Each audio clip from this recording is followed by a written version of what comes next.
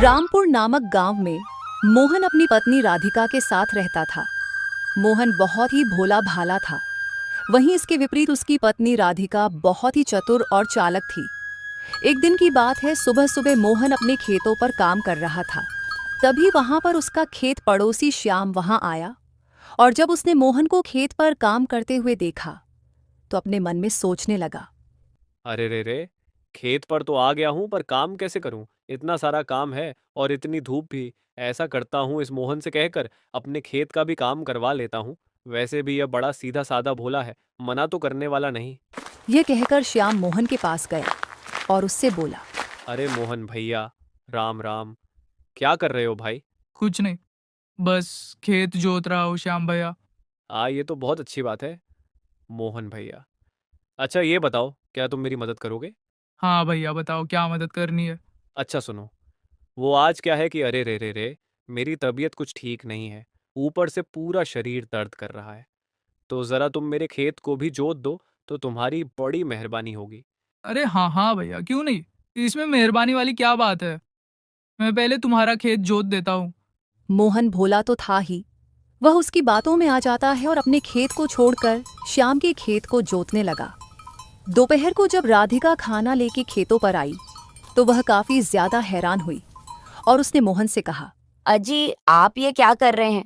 आप अपना खेत छोड़कर दूसरों का खेत क्यों जोत रहे हैं? राधिका को देखकर श्याम थोड़ा हड़बड़ा गया और उसने कहा। अब भाभी, वो क्या है कि आज मेरी थोड़ी तबीयत खराब थी, इसीलिए मोहन भाई थोड़ी मदद कर रहे हैं। तो कल जोत लेते जब तबीयत सही हो जाती तुम्हारी। मेरे पति से खेत जुटवाने की क्या जरूरत थी? हमारा खेत कौन जोतेगा फिर? अरे आप तो बुरा मान गई भाभी जी। भैया ने कहा तो मैंने कहा हाँ हाँ जोत तो। अब भैया भी तो बड़े दिल वाले हैं ना। अच्छा, वो तो कल ये कहेंगे कि अपनी जमीन तेरे नाम कर दूं, तो तुम तो वो भी अपने नाम कर लोगे क्या? अरे नहीं नहीं नहीं भाभी जी, आप तो बिना फालतू में बुरा मान रही हैं। ऐसा कुछ भी नहीं है। हाँ, मुझे सब पता है। मेरे पति थोड़े सीधे और भोले हैं तो तुम उनका फायदा उठा रहे हो। चलिए, आप घर चलिए। यह सुनकर मोहन ने वहीं पर हल छोड़ दिया और वो राधिका के साथ घर आ गया। घर आने पर राधिका ने मोहन से कहा। आपको कितनी बार समझाया है, दूसरों की बातों में मत आया कीजिए। दूसरे हमेशा आपका फायदा उठाते हैं। अरे राधिका, उस बेचारे की तबीयत खराब थी, देखा नहीं था कैसे खांस रहा था, इसीलिए मैंने सोचा मदद कर देता हूँ, और उसने मुझे ये करने को बोला था। अरे वो तो एकदम हट्टा कट्टा है, उसकी तबीयत को कुछ नहीं हुआ। वो बस नाटक कर रहा था तुमसे काम कराने के लिए। वो एक नंबर का आलसी है। आगे से आप ऐसे किसी की बातों में मत आ जाना, नहीं तो देख लेना, मुझसे बुरा कोई नहीं होगा। मोहन अपनी पत्नी से काफी डरता था, जिस वजह से उसने अपनी पत्नी की बात मान ली। धीरे धीरे समय गुजर रहा था।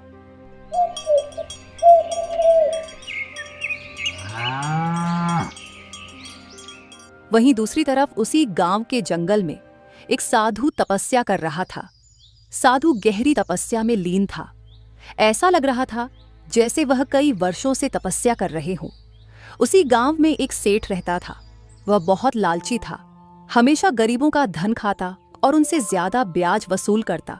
गलत तरीके से पैसा कमाने में लगा रहता। बस किसी तरह मुझे इतना पैसा मिल जाए जिससे मैं आराम से बैठकर सुकून से जिंदगी भर खा सकूं। पता नहीं वो दिन कब आएगा जब मैं सबसे अमीर बन जाऊंगा। पैसा गिनते गिनते थकूंगा नहीं। हाँ हाँ हाँ। एक बार सेठ किसी काम से शहर की तरफ जा रहे थे। शहर जंगल के रास्ते से जाया जाता था। तभी उसकी नजर एक साधु पर पड़ी। साधु को देखकर वह थोड़ा हैरान हुआ। वह साधु तपस्या में लीन था। अरे ये तो कोई साधु संत लग रहे हैं, पर ये जंगल में इस तरह से क्यों बैठे हैं? ये कहकर सेठ उनके पास गया। उसने जब ध्यान से देखा तो पता लगा वो तपस्या में लीन थे। अरे लगता है ये तो तपस्या कर रहे हैं। इनके चेहरे का तेज देखकर तो लग रहा है बड़े ही ज्ञानी पुरुष मालूम होते हैं। और हाँ, मैंने सुना है साधु संतों को रहस्यमय खजाने के बारे में पता होता है। अगर किसी तरह इनसे बात हो जाए तो बहुत अच्छा होगा, पर अगर मैं इन्हें तपस्या से जगाऊं और ये क्रोधित हो गए तो मुझे श्राप भी दे सकते हैं। सेठ काफी देर तक वहां पर साधु के जागने का इंतजार करता रहा, पर साधु नहीं उठा। इस पर उसने अपने आप से कहा, ऐसा करता हूं, शहर जाकर वापस आता हूं, तब तक साधु महाराज शायद जाग जाएं। इतना कहकर वो वहां से चला गया। अगले दिन जब वह वापस आया तो साधु अभी भी तपस्या में लीन था, जिसे देखकर सेठ थोड़ा हैरान हो गया। चलो भाई, लो भाई, शहर से तो आ गए, पर ये तो अभी तक नहीं उठे। अरे प्रभु, आखिरकार इनको जगाऊं तो जगाऊं कैसे? ये तो बड़े ही ध्यान मग्न होकर बैठे हैं। सेठ को कुछ समझ नहीं आ रहा था और वो वहां से घर आ गया। मेरे पूर्वज कहा करते थे, साधुओं के पास बहुत सारी शक्तियां होती हैं, उन्हें बहुत सारे खजाने और जादुई रहस्यों के बारे में पता होता है। बस एक बार ये साधु महाराज जाग जाए तो इनसे बात हो जाए। बस क्या करूं, किस प्रकार से साधु महाराज को जगाया जाए? सेठ इसी सोच में डूबा रहने लगा।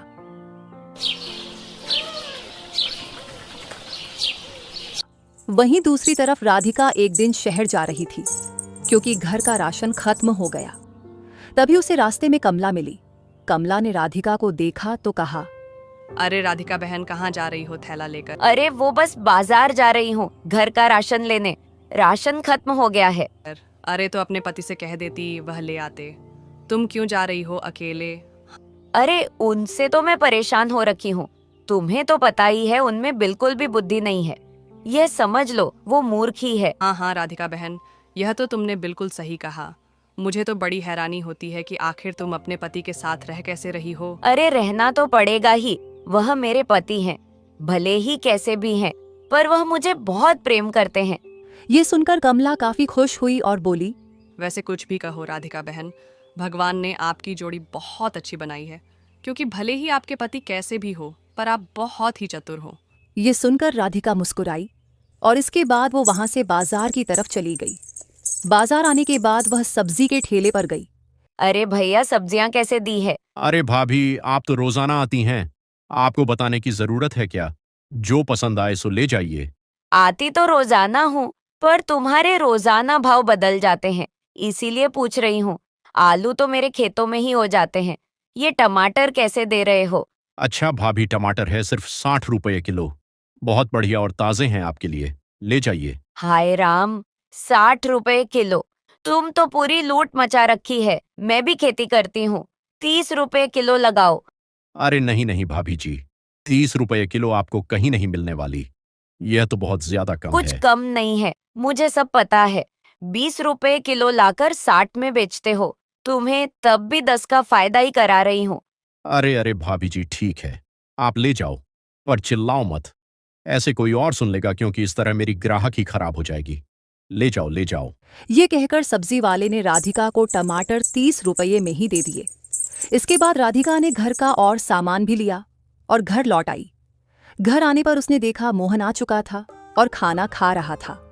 उसे खाना खाता देख राधिका ने गुस्से में कहा, अजी आप ये क्या कर रहे हो? खाना कहाँ से खा रहे हैं? अरे भाग्यवान, वो रखा तो थाली में, बस वही खा रहा हूँ। अरे वो तो कल का था, उसे तो मैं गाय को डालने जा रही थी। आपसे कितनी बार कहा है, बिना पूछे कोई भी काम मत किया करो। आपको यह खराब नहीं लगा? हाँ राधिका, लग तो रहा था, पर मैंने सोचा कि शायद मेरे नाक में से कुछ गड़बड़ होगी, इसीलिए मैंने खा लिया। हे भगवान, पता नहीं आप में कब बुद्धि आएगी। मैं तो आपसे परेशान हो चुकी हूँ। रुकिए, मैं अभी आपके लिए ताजा खाना बनाती हूँ। ये कहकर राधिका ताजा भोजन बनाने लगती है। दूसरी तरफ सेठ रोजाना जंगल जाकर साधु को देखा करता था, पर साधु अभी तक तपस्या में लगे थे, जिससे सेठ अब काफी परेशान हो चुका था और उसने अपने आप से कहा, अरे अब करूं तो करूं क्या? अब मुझे इस साधु की तपस्या किसी न किसी तरह से भंग करनी ही पड़ेगी, क्योंकि मुझे इनसे खजाने का रहस्य जानना है। बस एक बार अगर इनसे बात हो जाए तो मुझे अमीर होने से कोई नहीं रोक सकता। यह कहकर सेठ काफी ज्यादा खुश हुआ और फिर घर आ गया। घर आने पर वो इसी बारे में सोचने लगा कि साधु की तपस्या कैसे भंग की जाए। अब यह सोचना है कि आखिर उस साधु की तपस्या भंग करने के लिए किसको भेजा जाए। अब मुझे नहीं लगता कि इस काम में कोई मेरा साथ देगा। क्या करूं? सेठ को कुछ समझ नहीं आ रहा था। वो गांव में घूमने के लिए निकल गया। दूसरी तरफ मोहन अपने खेतों पर काम कर रहा था, क्योंकि उसकी लगभग फसल पककर तैयार हो चुकी थी और वह उसी को काटने में लगा हुआ था। तभी सेठ की नजर मोहन पर पड़ी और उसने अपने आप से कहा, अरे हाँ, मैं तो मोहन के बारे में भूल ही गया था। मेरे काम में यही मदद कर सकता है। मुझे इसी को मनाना पड़ेगा। अभी उसके पास जाता हूं। ये कहकर सेठ मोहन के पास गया सेठ को देखकर मोहन काफी खुश हुआ और बोला, अरे राम राम सेठ जी, राम राम। आज मेरे खेत में कैसे आना हुआ? कोई बात है क्या? अरे कुछ नहीं मोहन, न बस ऐसे ही घूमने आया था। तुमको देखा तो सोचा तुमसे बातें कर लूं। ये तो बड़ी अच्छी बात है। चलिए फिर सेठ जी, बातें करते हैं। और बताइए कैसे हैं आप? अरे मोहन, तुम भी ना एक नंबर के भोले हो। अरे मेरा कहने का मतलब यह है कि मुझे तुमसे कुछ जरूरी बात करनी है भाई। अच्छा ये बताओ, क्या तुम मेरे घर पर आकर मिल सकते हो? ये सुनकर मोहन थोड़ा हैरान हुआ और उसने कहा, बात करने के लिए घर पर आने की क्या जरूरत है? जो कहना है आप यहीं बता दीजिए। अब अरे नहीं भाई, नहीं नहीं, वो कुछ खास बात है तो घर पर आराम से बैठ के चाय पीते पीते बात होगी ना। ऐसे थोड़ी ना कहीं भी बात हो जाएगी। अच्छा, चाय पी के बात करनी है तो ठीक है, शाम को आता हूँ मालिक। अच्छा सुनो मेरी बात, अपनी पत्नी को इस बारे में कुछ मत बताना है, ठीक है ना? ये सुनकर मोहन थोड़ा हैरान हुआ कि आखिर सेठ राधिका को बताने से मना क्यों कर रहा है, और उसने कहा, हाँ हाँ ठीक सेठ जी, नहीं बताऊंगा पत्नी को। राम राम। इसके बाद सेठ वहां से चला गया। शाम को मोहन सेठ के घर पर गया और बोला, नमस्ते सेठ जी, लो मैं आ गया। बोलिए क्या जरूरी बात है? आओ आओ मोहन, पर तुमने किसी को बताया तो नहीं ना कि तुम मेरे पास आए हो? अरे नहीं नहीं सेठ जी, मैंने किसी को नहीं बताया। अब आप हमको यह बताइए कि काम क्या था? अरे बात यह है कि मुझे तुमसे कुछ जरूरी काम करवाना है। मुझे पता है कि यह काम तुम ही कर सकते हो। तुमसे काबिल इस गांव में भला कोई है क्या? बताइए फिर ऐसा क्या काम है जिसके लिए मैं इतना काबिल हूँ? तो सुनो, देखो बात यह है कि जंगल में एक बहुत बड़े साधु रहते हैं। तुम्हें बस किसी प्रकार से उन्हें जगाना है। अगर तुमने मेरा यह काम कर दिया तो पता है साधु खुश होकर तुम्हें खजाने के बारे में बताएंगे। ये सुनकर मोहन बहुत ज्यादा खुश हो गया और उसने कहा, ये आप क्या कह रहे हैं? वो साधु मुझे खजाने के बारे में क्यों बताएंगे? अरे तुम्हें ही बताएंगे, तभी तो मैंने तुझको बुलाया है। उनके पास बहुत सारा खजाने का रहस्य छुपा है, पर उनकी नींद को कोई तोड़ ही नहीं पा रहा। अगर तुमने उनकी नींद को तोड़ दिया तो वह तुम्हें खजाने के बारे में बता देंगे। फिर उसके बाद तुम्हें खेत भी नहीं जोतना पड़ेगा। तुम्हारे पास भी बड़ा बंगला, बड़े बड़े लोग जो तुम्हारा काम करेंगे, नौकर चाकर, ऐशो आराम होगा। सोचो सोचो। ये सुनकर मोहन बहुत ज्यादा खुश हो रहा था और उसने कहा, बड़ा जंगल, ठीक है ठीक है, मैं उन साधु को नींद से अवश्य उठाऊंगा। आप तो ये बताइए कि मुझे जाना कब है और वो कहाँ पर है? हाँ, ये हुई ना बात। देखो तुम्हें कल सुबह ही चले जाना है और इस बारे में किसी को कुछ मत बताना। अगर तुमने बता दिया तो फिर सभी उस खजाने को ले लेंगे।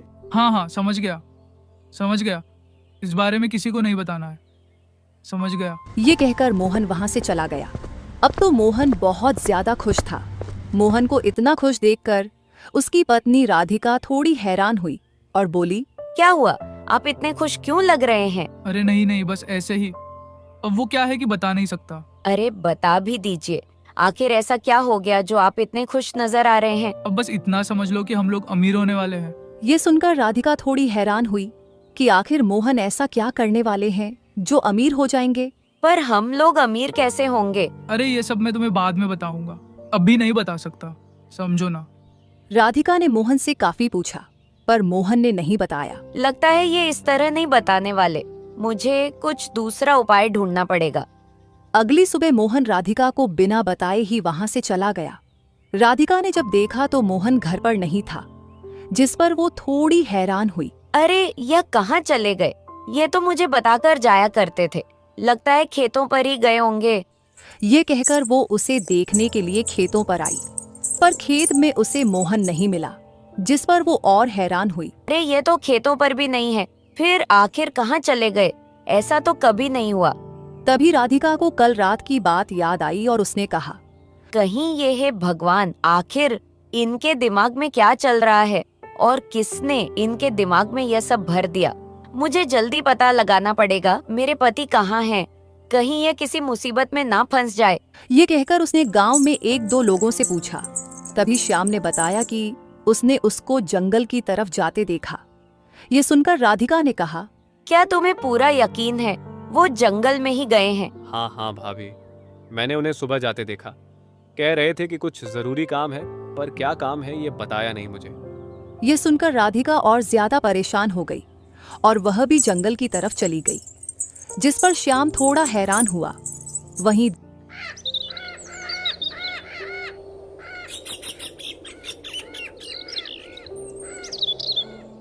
दूसरी तरफ मोहन जंगल में पहुंच गया।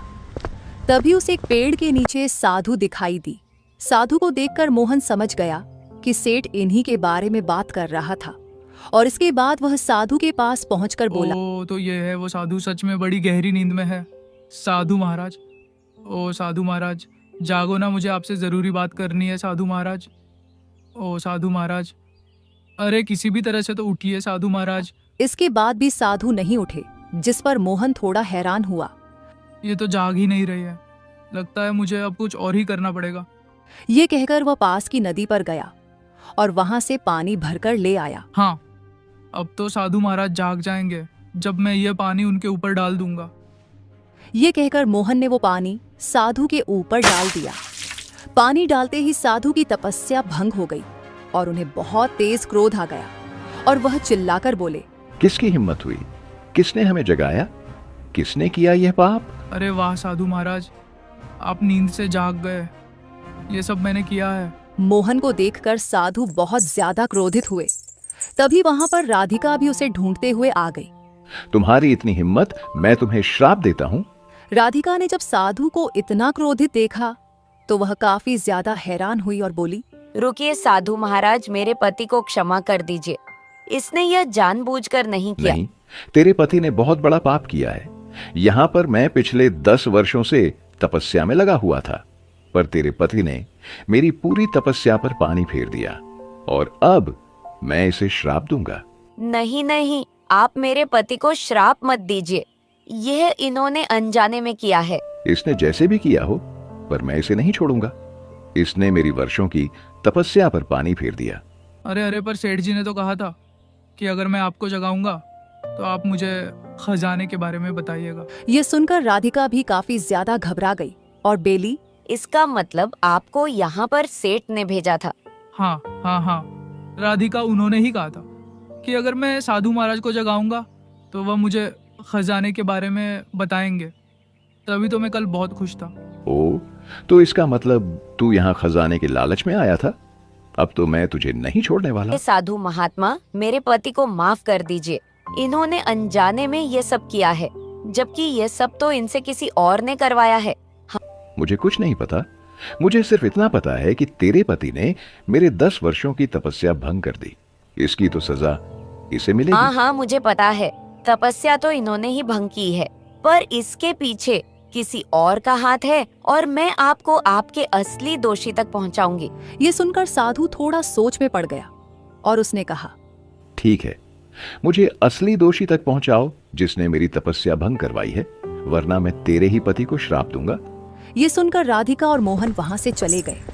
अब राधिका बहुत ज्यादा परेशान थी क्योंकि उसे पता था साधु बहुत ज्यादा गुस्से में थे। जब मैं आपसे पूछ रही थी कि आपको इतनी खुशी क्यों हो रही है, तो आपने बताया क्यों नहीं? अरे क्योंकि उन सेठ जी ने मना किया था, इसीलिए मैंने तुम्हें नहीं बताया। आपसे कितनी बार कहा है कि किसी के बहकावे में मत आया कीजिए। आज आपको पता है, उस सेठ की वजह से आपको श्राप मिल जाता। अरे मुझे सच में नहीं पता था कि साधु महाराज इस तरह क्रोधित हो जाएंगे। मैंने तो सोचा कि वह खुश होकर मुझे खजाने के बारे में बताएंगे। हे भगवान, आपकी बुद्धि कहाँ चली गई है? अगर कोई साधु तपस्या में बैठा हुआ है और जब उसकी तपस्या कोई भंग करता है तो वह क्रोधित नहीं होगा, तो क्या तुम्हें खजाने के बारे में बताएंगे? मुझे माफ कर दो राधिका, मुझसे बहुत बड़ी गलती हो गई। अब मुझे ही कुछ ना कुछ करना पड़ेगा। सुनिए, जैसा मैं कहती हूँ वैसा ही करना, वरना मुझसे बुरा कोई नहीं होगा। इसके बाद राधिका ने पूरी योजना मोहन को बताई, जिसे सुनकर मोहन ने कहा, हाँ हाँ भाग्यवान, अब जैसा तुम कहोगी मैं वैसा ही करूँगा, बस मुझे उस साधु के क्रोध से बचा लो। इसके बाद योजना के अनुसार वह सेठ के घर गया, जिसे देखकर सेठ ने कहा, अरे मोहन, तू यहाँ क्या कर रहा है? तूने साधु महाराज को नींद से जगाया कि नहीं जगाया? सेठ जी, साधु महाराज जाग गए और उन्होंने मुझे खजाने के बारे में बता भी दिया है, और अब मैं आपको उस खजाने के बारे में नहीं बता सकता क्योंकि अब मैं खुद ही जा रहा हूँ वो खजाना लेने। अरे ये तू क्या बकवास कर रहा है? मुझे बताओ, मैंने ही तुम्हें ऐसा करने को बोला था, इसलिए पूरा खजाना मैं लूंगा। अब अगर आपका इतना मन है जानने का, इतनी जिद कर रहे हैं, तो ठीक है, हम बता देते हैं सेठ जी। आप ऐसा करो कि आप साधु महाराज के पास ही चले जाओ, क्योंकि साधु महाराज ने हमसे कहा था कि वह हमसे बहुत प्रसन्न है, इसीलिए उन्होंने हमको खजाने के बारे में बताया। अरे अगर ऐसी बात है तो ठीक है, चल मेरे साथ। नहीं नहीं, आप ही जाइए, मैं क्यों जाऊंगा, मैं तो चला खजाना लेने। यह कहकर मोहन वहां से जाने लगा। यह कहकर सेठ साधु के पास आ गया। वहीं मोहन और राधिका भी उसके पीछे पीछे चले पड़े। सेठ जंगल में आने के बाद सीधा साधु के पास गया और गुस्से से बोला, अरे ये क्या किया आपने साधु महाराज? आपने उस मूर्ख भोले भाले को खजाने के बारे में क्यों बता दिया? अरे क्या आपको पता नहीं कि वो कितना बड़ा मूर्ख है? ये तुम किसकी बात कर रहे हो? और भला मैंने किससे खजाने के बारे में बताया? अरे उसी को जो आपको जगाने के लिए आया था। भूल गए क्या उसे? उसे मैंने ही भेजा था आपको जगाने के लिए, पर आपने उसे खजाने के बारे में बता दिया। ये क्या किया आपने? यह सुनकर साधु काफी ज्यादा हैरान हुआ और उसे समझ आया ये वही इंसान है जिसने उसकी तपस्या भंग करवाई है। ओह अच्छा, तो वो तुम ही हो जिसने हमारी तपस्या भंग कराई थी। और नहीं तो क्या मेरी ही बुद्धि का कमाल था वो। मैंने ही उस आदमी को भेजा था जिससे आपकी तपस्या भंग हो सके और फिर मैं आपसे खजाने के बारे में पूछ सकूं, क्योंकि मैंने सुना है कि आप जैसे साधु महाराजों को यह खजानों के बारे में बड़ी जानकारी होती है। अरे लालची इंसान, तेरी इतनी हिम्मत, जो तुमने मेरी 10 वर्षों की तपस्या भंग करवाई, मैं तुम्हें छोड़ूंगा नहीं। साधु को इतना ज्यादा क्रोध में देखकर सेठ काफी ज्यादा डर गया। आप मुझ पर क्रोधित क्यों हो रहे हैं? और आपने उस लखन को खजाने के बारे में बता दिया और मुझ पर क्रोध दिखा रहे हैं, ये क्या बात हुई? अरे मूर्ख इंसान, मैंने किसी को खजाने के बारे में नहीं बताया और तू उसे मूर्ख कह रहा है। मूर्ख तो तू है, तू जो मेरे पास खुद चला आया लालच में आकर। तुझे पता भी है तेरे ही तलाश में मैं था कि आखिरकार किसने मेरी तपस्या भंग की। ये सुनकर सेठ काफी ज्यादा डर जाता है। उसे तो कुछ समझ ही नहीं आ रहा था कि आखिर यह सब क्या चक्कर है। तभी वहां पर मोहन और राधिका आ गए, जिन्हें देखकर सेठ ने कहा, मुझे माफ कर दीजिए, मुझे माफ कर दीजिए। आप बताइए मैं आपके लिए क्या कर सकता हूं, पर मुझे श्राप मत दीजिए। मेरा एक परिवार है, अगर आपने मुझे श्राप दे दिया तो भला मेरे परिवार का गुजारा कैसे होगा? तुम्हें अपनी सारी बुरी आदतों को छोड़ना पड़ेगा। इसी के साथ तुमने मोहन का जो फायदा उठाना चाहा, इसीलिए तुम्हें उसका हर्जाना भी देना होगा। हाँ, मैं सब कुछ करूंगा। आपने मुझे माफ कर दिया, यही मेरे लिए काफी है। साधु महाराज। ये सुनकर राधिका भी काफी ज्यादा खुश हुई और उसके बाद वो लोग घर आ गए। तो दोस्तों, कैसी लगी आपको ये कहानी कमेंट बॉक्स में जरूर बताएं और चैनल को भी सब्सक्राइब कर लीजिए। धन्यवाद। वहां नौकर मेरी एक आवाज पर दौड़े चले आते थे। यहाँ तो पानी भरने तक खुद जाना पड़ता है। ये कोई जिंदगी है जो मैं अब जी रही हूँ? क्या मैं नौकर बन जाऊं तुम्हारे लिए? अगर तुम ये चाहोगी तो मैं तुम्हारा नौकर बनने के लिए भी तैयार हूं, मगर भगवान के लिए तुम ऐसी बातें मत करो। तुम अपने झूठे प्यार का ढोंग रचाकर मुझे इस नर्क में ले आए। क्या तुम्हें मेरे प्यार पर यकीन नहीं है? भूखे पेट और बिना छत के कुछ भी अच्छा नहीं लगता, ना प्यार ना ही प्रेमी।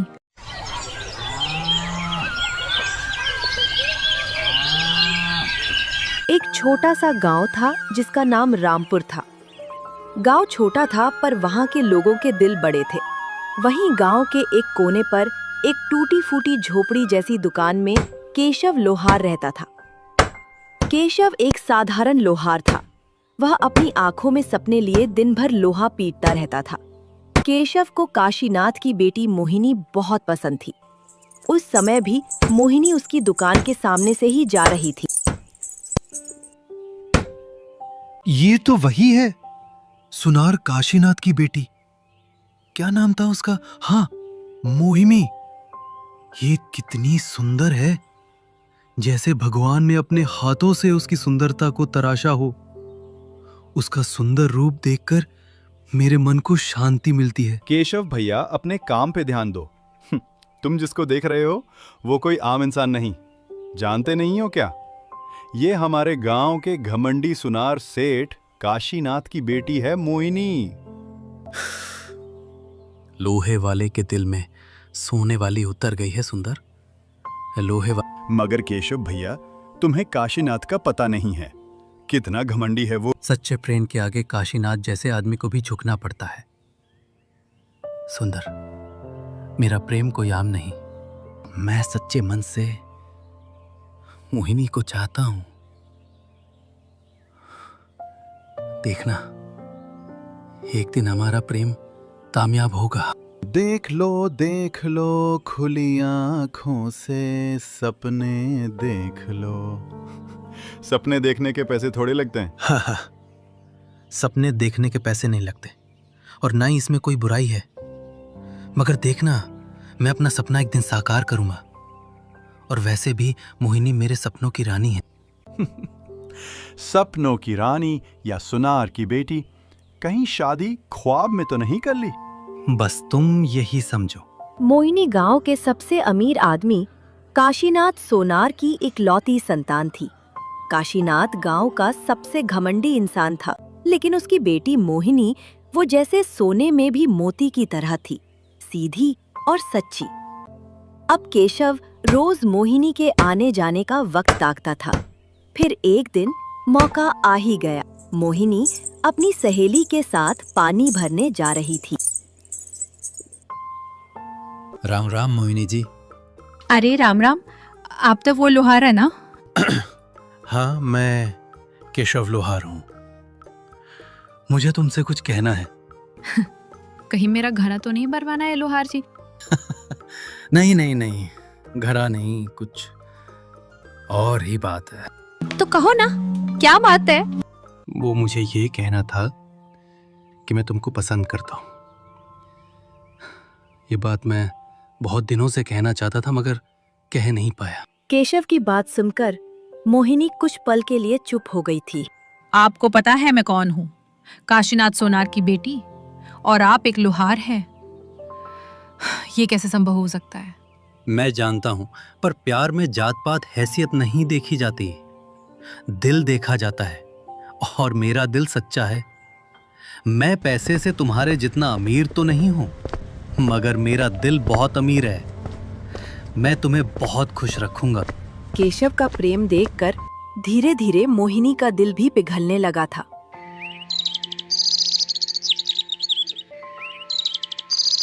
फिर मोहिनी गांव वालों से छुपकर केशव से मिलने चली आती थी।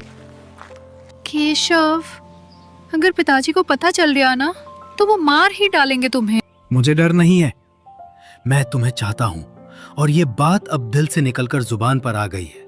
मैं पीछे नहीं हट सकता। मुझे भी अच्छा लगता है तुम्हारे साथ, मगर डरो मत, मैं तुम्हारे साथ हूँ, हमेशा रहूंगा।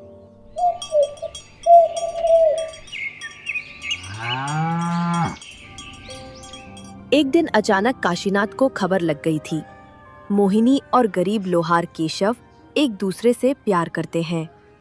क्या तू उस लोहार से मिलती है? उस घटिया लोहे वाले से हमारी नाक कटवा देगी तू? पूरे गांव में मेरा नाम है और तू उस मामूली से लोहार से नैन मटक्का कर रही है। मगर पिताजी वो बुरा नहीं है, वो मुझे बहुत चाहता है और मैं भी केशव को चाहती हूँ। चुप हो जा मोहिनी, अगर एक बार और उसका नाम लिया ना तो मैं तुझे घर से निकाल दूंगा।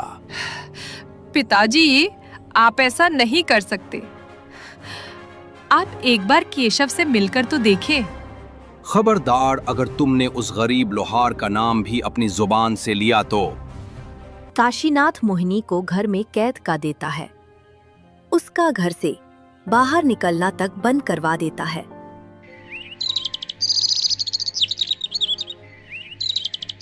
फिर एक दिन मोहिनी ने अपने पिताजी के खिलाफ जाकर केशव से शादी कर लेती है। शादी के बाद केशव और मोहिनी केशव की छोटी सी झोपड़ी में आकर रहने लगी।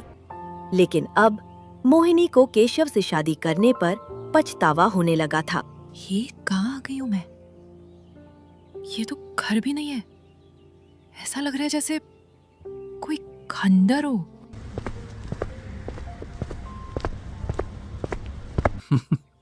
जाग गई मेरी रानी। देखो, सुबह की पहली बाल्टी कुएं से बाहर लाया। चलो पहले नहा लो, फिर गरम चाय बनाना। चाय किस में बनेगी? इस टूटे हुए पतीले में? और मैं नहाऊंगी कहाँ? बाहर कुएं पर। अरे हाँ, अभी के लिए तुम्हें थोड़ा ऐसा ही करना होगा, मगर मैं तुमसे वादा करता हूँ, एक दिन तुम्हारे लिए पक्का घर बनाऊंगा, जिसमें तुम्हारे लिए हर सुविधा होगी। वादा, वो भी ऐसी हालत में? क्या तुम अपना किया वादा पूरा करने की हैसियत रखते हो? मेरी रानी, तुम्हें अपने पति पर विश्वास रखना चाहिए। तुम्हारा विश्वास ही मेरी जीत बनेगा। तुम अभी से ऐसी बातें करोगी तो आगे का जीवन कैसे बीतेगा? पूरे जीवन का नहीं पता, मगर अभी तो मेरा यहाँ दम घुट रहा है। मगर तुम्हें तो मेरी हालात के बारे में सब पता था। हाँ, मुझसे यही तो गलती हो गई है। मुझे मेरे पिताजी की बात मान लेनी चाहिए थी। केशव और मोहिनी की शादी को अभी 3 ही दिन हुए थे, लेकिन मोहिनी का मन बेचैन था। उसके मन में बार बार अपने पिता का आलीशान घर और चमकती फर्श घूम रही थी।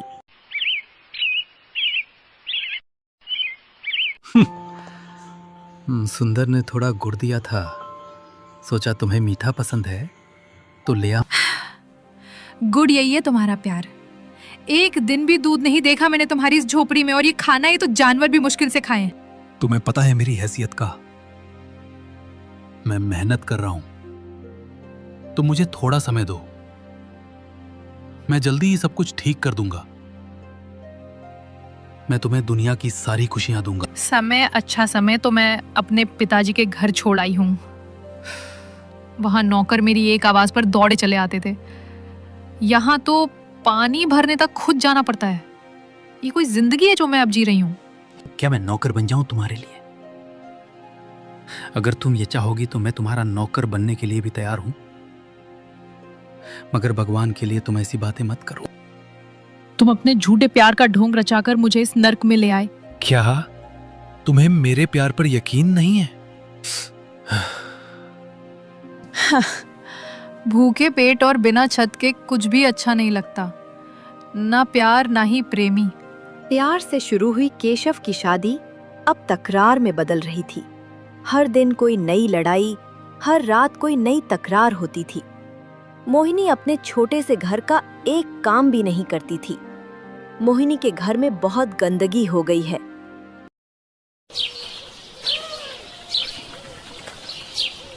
थोड़ा साफ कर लिया करो। माना कि हमारा घर बड़ा नहीं है, मगर तुम घर तो साफ रख सकती हो। मैं कोई काम वाली बाई नहीं हूँ।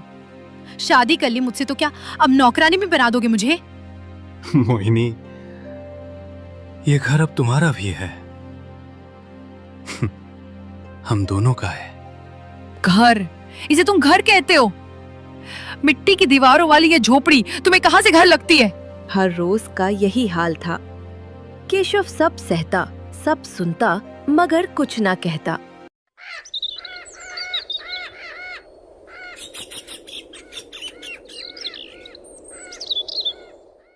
मुझे यहाँ नहीं रहना। मैं मर जाऊंगी अगर एक दिन भी यहाँ रही तो चली जाओ वापस अपने बाप के उस महल में। अगर इतनी नफरत है मेरी गरीबी से। तुम मुझे यहाँ से निकाल रहे हो? मैंने तुम्हें दिल से चाहा है मोहिनी, पर मैं तुम्हारे सपनों का राजकुमार नहीं बन सका। ये मेरी गलती है और मैं तुम्हें नहीं निकाल रहा हूं। तुम्हारे इस घर में ना बिजली है, ना पंखा है, ना ढंग का खाना। क्या इसी को घर कहते हो तुम? सांस भी नहीं ली जाती मुझसे इस झोपड़ी में। थोड़ा धैर्य रखो मोहिनी, एक दिन तुम्हें सब कुछ दूंगा और मैं तुम्हारे लिए ही कमा रहा हूं। मुझे नहीं चाहिए तुम्हारा गरीबों वाला प्यार। अगर यही सब झेलना था तो मैं किसी भिखारी से शादी कर लेती। मैं जा रही हूँ अपने पिताजी के घर। कम से कम वहां चैन की सांस तो लूंगी। जाओ, लेकिन ये मत कहना कि मैंने रोका नहीं। मोहिनी गुस्से में अपना घर छोड़कर चली गई। पिताजी, पिताजी मुझे माफ कर दीजिए। वो घर मेरे लिए नहीं है। मुझे यहाँ रहने दीजिए। मैं अब वहाँ वापस नहीं जाना चाहती हूँ। तू मेरे घर की इज्जत थी, अब कलंक बन चुकी है। गांव वाले क्या कहेंगे कि मेरी बेटी ने एक लोहार से शादी कर ली और फिर उसे छोड़कर मुंह उठाकर अपने बाप के घर आ गई। निकल जा मेरे घर से, अब तेरे यहाँ कोई जगह नहीं है। मैंने गलती की पिताजी, मगर अब मुझे वहाँ नहीं जाना। नहीं जाना। नहीं, तू अब इस घर में नहीं रह सकती। जा वहीं जा जहां से आई थी। तेरी जगह अब यहाँ नहीं है। मोहिनी ने जिस घर को अपना ठिकाना समझा था, अब वहीं से ठुकरा दी गई थी। वो अब सच में अकेली हो गई थी। अब उसके पास अपने पति के घर लौटने के अलावा कोई रास्ता नहीं बचा था।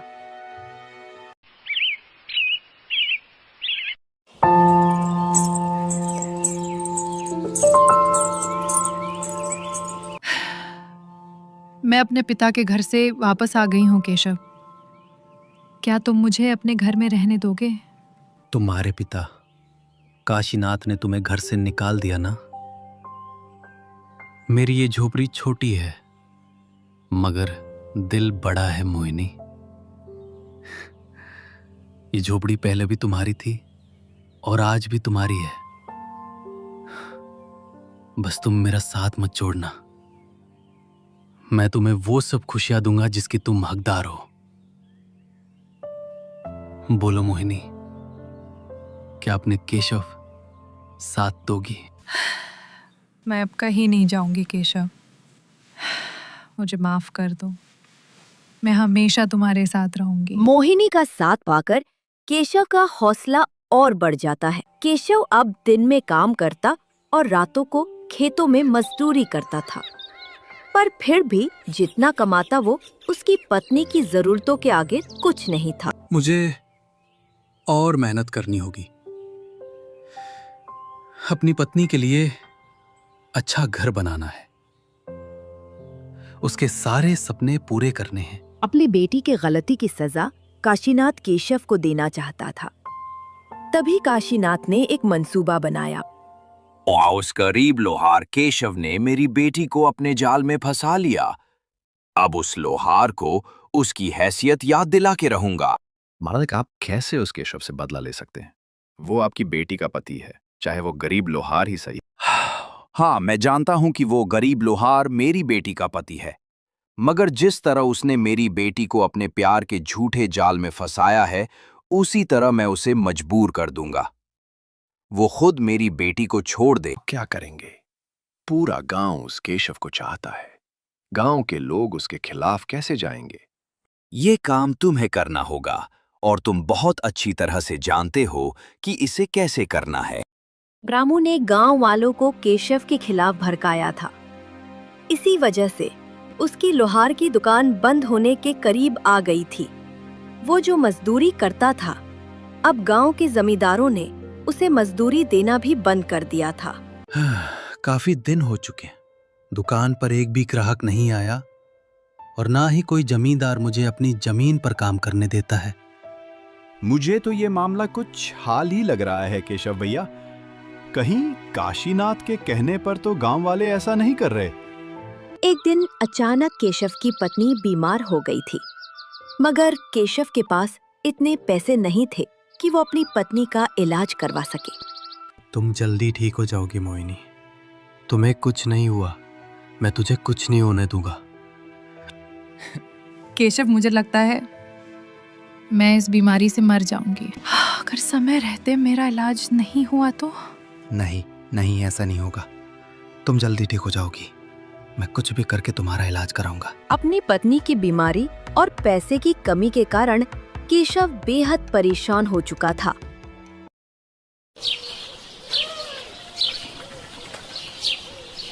वो एक पेड़ के नीचे अकेले बैठा आंसू बहा रहा था। हे भगवान, अब और कितना आजमाओगे? कितनी परीक्षा लोगे मेरी?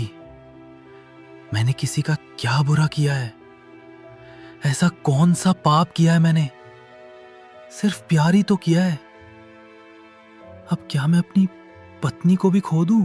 तभी झाड़ियों की ओर से एक नीली आंखों वाली गाय धीरे धीरे चलते हुए आई थी। तुम इतना रो क्यों रहे हो? बालक, क्या समस्या है तुम्हारी? केशव अपने सामने मौजूद बोलती हुई गाय को देखकर चौंक गया था। कौन? तुम कैसे बोल रही हो? तुम तो एक गाय हो। ये क्या हो रहा है? गाय कैसे बोल सकती है? डरो मत, मैं तुम्हें कोई नुकसान नहीं पहुंचाने आई हूं। मैंने तुम्हारा दुख देखा है। तुम्हारा सच्चा प्रेम देखा है। मैं यहाँ तुम्हारी मदद के लिए आई हूँ, इसीलिए पूछ रही हूँ, तुम क्यों रो रहे हो? मैं हार गया हूँ। मेरी पत्नी बीमार है माई, और मैं उसके लिए कुछ नहीं कर पा रहा हूँ, उसे बचा भी नहीं पा रहा हूँ। उसके इलाज के लिए मुझे पैसों की जरूरत है, मगर मुझ गरीब लोहार के पास तो एक सिक्का तक नहीं है। तेरा दुख गहरा है, लेकिन तेरा प्रेम सच्चा है, और सच्चा प्रेम कभी भी हारता नहीं है। फिर तूने कैसे हिम्मत हार ली? तुम कौन हो माई? कोई देवी या उसका अवतार? जो भी समझो, बस ये समझ लो कि तुम इस संसार में अकेले नहीं हो। भगवान तुम्हारे साथ है, और उसका आशीर्वाद भी। जल्दी तुम्हारे जीवन में सब कुछ बदल जाएगा, सब कुछ। लेकिन तुम्हें धैर्य रखना होगा। मैया, मैं कैसे धैर्य रख सकता हूँ? जिसकी पत्नी बीमार हो वो कैसे शांत रह सकता है? तुम अगर सच में भगवान का अवतार हो तो क्या मेरी मदद कर सकती हो? क्या तुम मेरी मदद करोगे? यहाँ तुम्हारी मदद के लिए प्रकट हुई हूँ। कहो, तुम्हें क्या चाहिए? मुझे अपनी पत्नी के इलाज के लिए थोड़े से पैसे चाहिए। ठीक है, मैं तुम्हारी मदद जरूर करूंगी। तभी वो जादुई गाय अपने जादू से कुछ सोने के सिक्के केशव की झोले में डाल देती है। ये सोने के सिक्के तुम्हारी मदद करेंगे। ये तो सच में चमत्कार है। तुम तो वाकई में चमत्कारी देवी हो। परंतु याद रखना, तुम इन सिक्कों को सिर्फ अपनी पत्नी के इलाज के लिए ही खर्च कर सकते हो। हाँ मैया, मैं इस बात का पूरा ध्यान रखूंगा। केशव अपनी पत्नी का इलाज करवाने के लिए गांव के सबसे मशहूर वैद्य जी को अपने साथ ले आता है। वैद्य जी के इलाज से केशव की पत्नी ठीक हो गई। कहाँ चले गए थे तुम? मैं डर गई थी। मेरी रानी, मैं यही था, और तुम्हें भी कुछ नहीं होने दूंगा। मैं गांव के सबसे अच्छे वैद्य जी को तुम्हारे इलाज के लिए लाया था। तुम जल्दी ठीक हो जाओगी। केशव की पत्नी जल्दी ठीक हो गई, मगर कुछ रातों से केशव की आंखों में नींद नहीं थी। बस एक ही दृश्य बार बार उसकी आंखों के सामने था। वो बोलती हुई गाय। मुझे एक बार फिर गौ मैया से मदद मांगने जाना होगा। क्या पता गौ मैया मेरे हालात बदल दे। केशव एक उम्मीद के साथ अगले दिन उसी पेड़ के नीचे जाकर बैठ जाता है। कुछ पल बाद ही झाड़ियों से वही नीली आंखों वाली गाय फिर प्रकट हुई थी।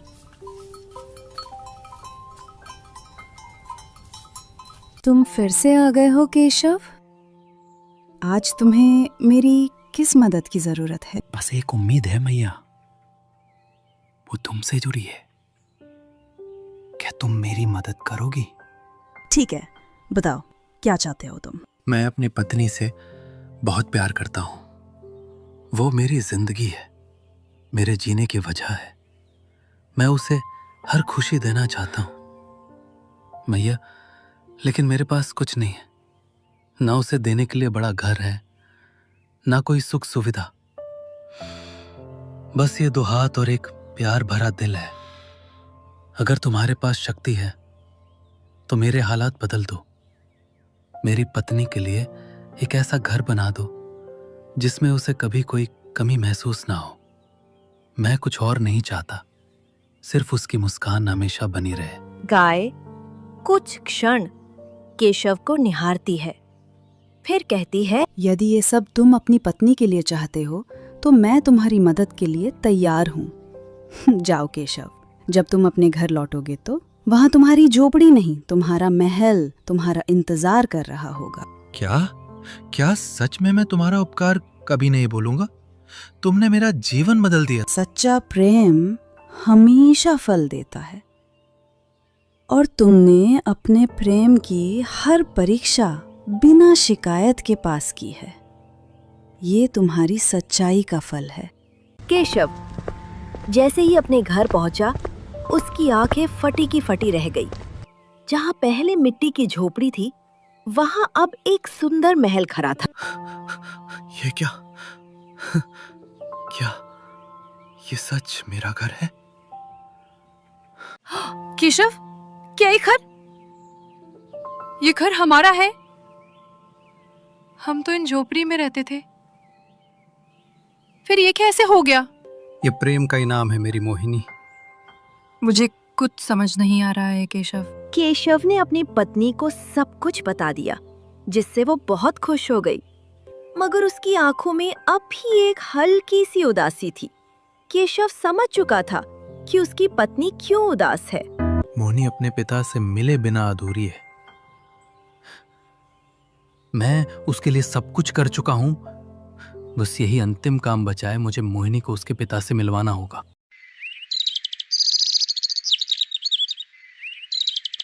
केशव आज फिर जंगल की ओर जा रहा था, तभी उसे सुंदरा मिलता है। केशव भैया, गांव के लोग आपके बारे में तरह तरह की बातें कर रहे हैं। कैसी बात है? मुझे भी बताओ। गांव के लोग कह रहे हैं कि आप कोई जादुई जिन का चिराग लेकर घूम रहे हो, जो रातों रात आपकी किस्मत बदल गई। क्या ये सच है? जिनका चिराग तो नहीं, मगर उस जैसा कुछ मिला है। ये सब तो सबको नहीं मिलता। मुझे भी बताओ, क्या ये जादू है? केशव ने सुंदर को सब कुछ बता दिया था। ये तो चमत्कार है भैया, मुझे भी जादुई गौ माता के पास ले चलो। नहीं सुंदर, ये चमत्कार सबके साथ नहीं होता। इसके लिए सच्चा मन और सच्चा प्रेम करना होता है। केशव उसी पेड़ के नीचे बैठ गया था। तभी जादुई गाय प्रकट हुई और केशव से कहने लगी। क्या बात है केशव, आज कुछ परेशान लग रहे हो। क्या तुम अपने नए घर में खुश नहीं हो? मैं परेशान नहीं हूं मैया, लेकिन मैं तुमसे एक बार फिर मिलने आया हूं और कुछ मांगने आया हूं। तुमने मेरी हर इच्छा पूरी की, अब मैं तुम्हारी एक आखिरी मदद चाहता हूं। कहो, अब क्या चाहिए तुम्हें? मेरी पत्नी को उसके पिता से मिला दो। वो उन्हें बहुत याद करती है, लेकिन उनसे मिलने की हिम्मत नहीं जुटा पाती। अगर काशीनाथ जी मोहिनी को माफ करके एक बार गले लगा ले, तो उसका दिल सदा के लिए शांत हो जाए और मेरे मन का जो दुख है वो भी खत्म हो जाएगा। ठीक है, जाओ, तुम्हारी ये इच्छा भी पूरी होगी। जब तुम अपने घर लौटोगे, वहां तुम्हारी पत्नी के पिता खुद उसका इंतजार कर रहे होंगे। मैया, तुम तो साक्षात देवी का अवतार हो। केशव जैसे ही घर पहुंचता है, दरवाजे पर उसे काशीनाथ नजर आता है। पिताजी, आप यहाँ? बेटी, मुझे माफ कर दो। मैंने तुम्हें उस वक्त नहीं समझा जब तुम्हें अपने पिता की सबसे ज्यादा जरूरत थी। आज जब तुम्हें इतना सुखी देखा तो समझ में आया कि असली दौलत प्यार की होती है, रिश्तों की होती है। पिताजी, क्या आपने मुझे माफ कर दिया? हाँ बेटी, मैंने तुझे माफ कर दिया। तुम भी अपने पिता को माफ कर दो। मैं तुम्हारे पति से भी माफी मांगना चाहता हूँ। मैं उसके खिलाफ साजिश रचता रहा ताकि तुम उसकी गरीबी से तंग आकर उसे हमेशा के लिए नफरत करने लगो। मुझसे आपको माफी मांगने की जरूरत नहीं है काशीनाथ जी। आपको अपने किए पर पछतावा है, यही मेरे लिए काफी। बस मेरी यही आखिरी विनती है कि तुम मेरी बेटी की आंखों में आंसू नहीं आने दोगे। केशव ये सब देखकर बहुत खुश हो गया था। तभी जादुई गाय का शुक्रिया अदा करने के लिए दोबारा जंगल में आया और उसी पेड़ के नीचे बैठ गया था।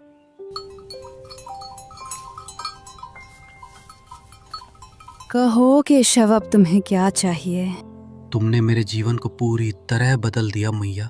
अब मेरे पास सब कुछ है, इस संसार की सारी खुशियां, घर, प्यार, इज्जत और मेरी पत्नी का साथ। अब तुम बताओ, मैं तुम्हें कैसे धन्यवाद करूं? अब मेरा काम यहाँ पूरा हो गया है केशव। मैं यहाँ तुम्हारी मदद के लिए आई थी। अब मुझे किसी और ज़रूरतमंद की मदद करने जाना होगा। आगे तुम्हें खुद अपने जीवन में मेहनत करनी है। जैसे अब तक किया है, वैसे ही ईमानदारी से आगे बढ़ो और जो पाना चाहते हो उसे अपने दम पर प्राप्त करो। अब तुम्हारी मदद के लिए कोई जादुई गाय नहीं आएगी। जो भी करना होगा तुम्हें स्वयं करना होगा। मैया, आज मैं वचन लेता हूँ कि मैं मेहनत और ईमानदारी से अपने जीवन में हर सफलता को प्राप्त करूंगा, अपनी पत्नी का सम्मान करूंगा, उसे प्रेम करूंगा और एक अच्छा इंसान बनकर जीवन बिताऊंगा, ताकि मुझसे सभी लोगों को प्रेरणा मिल सके। अब मेरे जाने का समय आ गया है केशव। इतना कहकर वो जादुई गाय गायब हो चुकी थी। शिवा अब एक नया जीवन जी रहा था, जिसमें चमत्कार नहीं था, परिश्रम था। मगर उस चमत्कारी गाय की दी हुई सीखें हमेशा उसके साथ थी। तो दोस्तों, कैसी लगी आपको ये कहानी? हमें कमेंट बॉक्स में बताएं और साथ ही चैनल टूनपुर को सब्सक्राइब करें।